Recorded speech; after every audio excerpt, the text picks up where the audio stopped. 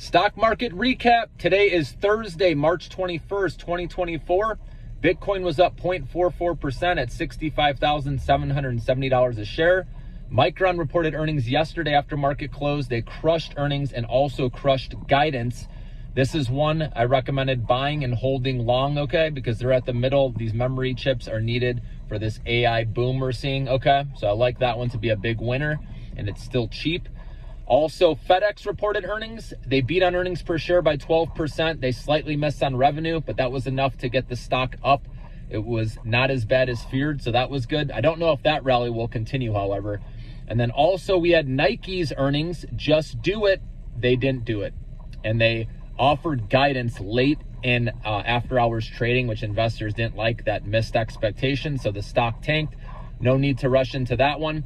And then Reddit had their IPO today.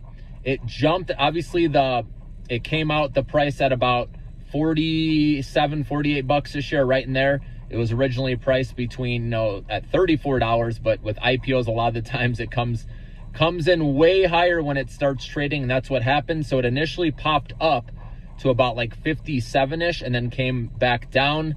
This was a tough one to play. I started buying it right about 50 bucks a share, 51, and it kept falling.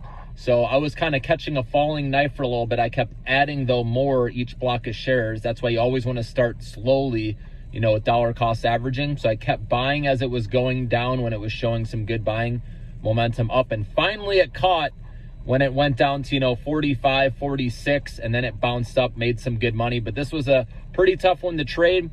I would wait for the stock price to come down. I only play these, like you heard me say, as a one-day trade, because then the next day they usually come off or, sell off a little bit because it was up, about 40-something, 46% overall today. So wait for a dip if you can on that one, okay? And then also energy stocks have continued to do well, like XOP, XOP and then Gush. Those were two, if you look at those indexes, they're doing well. And then also financials, you heard me say that because Powell, reiterating he still sees 3 interest rate cuts later this year.